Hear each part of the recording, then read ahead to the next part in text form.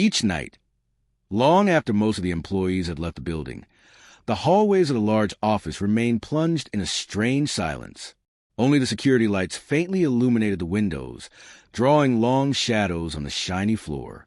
And each night, at the same hour, Gene, a black man in his 50s, walked to the main door with his bucket, his broom, and his eternal discreet smile. Gene was not a man who attracted attention. Most of the executives passed by him without really looking, as if his presence was part of the decor. For them, he was only the cleaning man. But for him, each evening represented much more than a simple job. It was a way to feed his family, to pay for his daughter's studies, and above all, to keep his dignity. This office belonged to a large communication company. The employees spent their days there talking about numbers, strategies, and success. But Gene, he saw something else. Abandoned coffee cups, crumpled papers, overturned chairs. For him, each office was like an unfinished story that he had to close before dawn. One evening, while he was vacuuming in the meeting room, he noticed that a light remained on in an office at the back. That was rare. Usually at that hour, he was alone. Intrigued, he approached softly. Through the glass, he saw Claire, a young blonde woman in a suit, sitting in front of her computer. Her tired eyes stared at the screen, her hands trembling slightly above the keyboard. Gene hesitated. He did not want to disturb her, but while passing, he brushed a handle and the door creaked. Claire suddenly raised her eyes, visibly surprised. "Oh, good evening," she said, a little embarrassed. "Good evening," answered Gene with his discreet smile. "Excuse me, I didn't mean to interrupt you." She nodded, but her gaze remained fixed on him longer than usual. Maybe for the first time, she really saw him, not only as the man who cleaned, but as a person. In the following days, the scene repeated. Claire stayed late, working on an important project, and Gene did his work silently. Little by little, a ritual settled in. She gave him a smile, sometimes a word. "Good evening. How are you?" Simple details, but for Gene, they had immense value. One rainy evening, while the thunder rumbled outside, Claire seemed particularly nervous. She typed frantically on her keyboard, erased, started again. Gene, passing by, noticed her eyes reddened by tears. He gently placed his broom against the wall and stepped a little closer. "Is everything all right, madam?" he asked cautiously. She took a deep breath, as if hesitating to confide. Then, in a trembling voice, "I must hand in a report tomorrow morning, and if I make a mistake, I risk losing my position. I've been working here for 2 years, and I feel like everything can collapse in an instant." Gene listened attentively. He might not understand all the details of her professional problem, but he recognized that fear, the one of losing what one had worked so hard to gain. He smiled softly. "You know, I too live with that fear.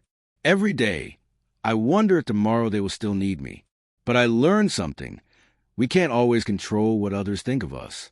The only thing we can control is the way we move forward, despite the fear." Claire stared at him, astonished by the wisdom of those words. For a moment, the roles were reversed.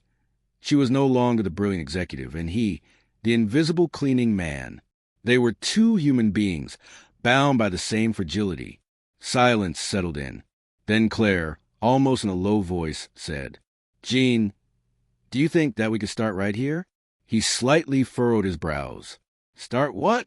She took a deep breath and answered, "Start seeing each other differently. Not as the employee and the cleaning man, but as two people who can help, who can respect each other. You just reminded me of something I had forgotten. Behind every face, there is a story." Gene remained still, touched by her words. Never in all those years had anyone told him that in this building. He felt a strange warmth invade his chest. Maybe that evening he had found much more than a simple exchange. Gene remained standing for a few seconds, his bucket of water in hand, unable to find an answer. Claire had just broken an invisible wall, a wall that had always separated those who were seen and those who were ignored. Finally, he nodded softly. "Yes," he murmured, "we can start here." From that night on, their relationship changed. Each evening, between two rows of offices to clean, Jean stopped for a few minutes to exchange a few words with Claire. She spoke to him about her stress, her ambitions, her childhood in a small town where everyone believed she would never achieve anything.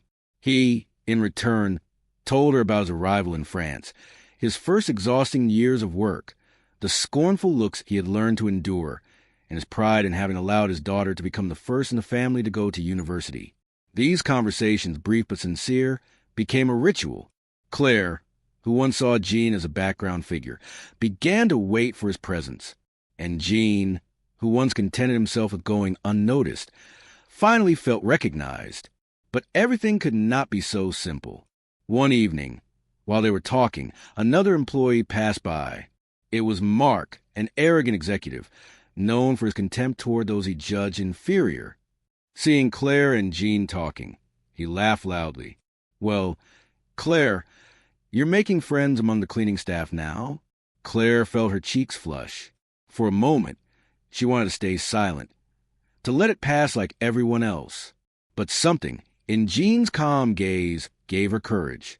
"Yes," she replied firmly.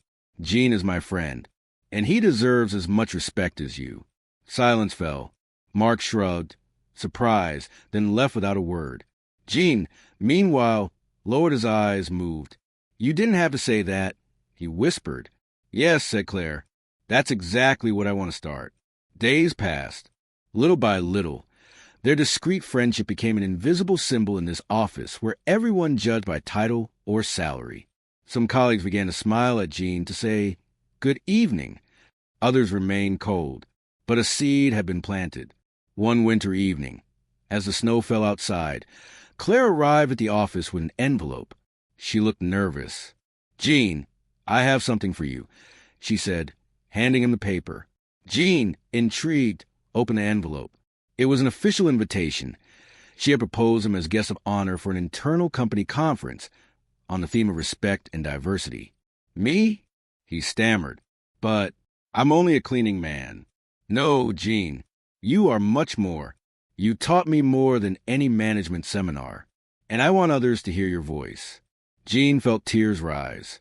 All his life, he had been reduced to his broom, to his uniform, but for the first time, someone saw his dignity. The following week, he went on stage in front of dozens of employees.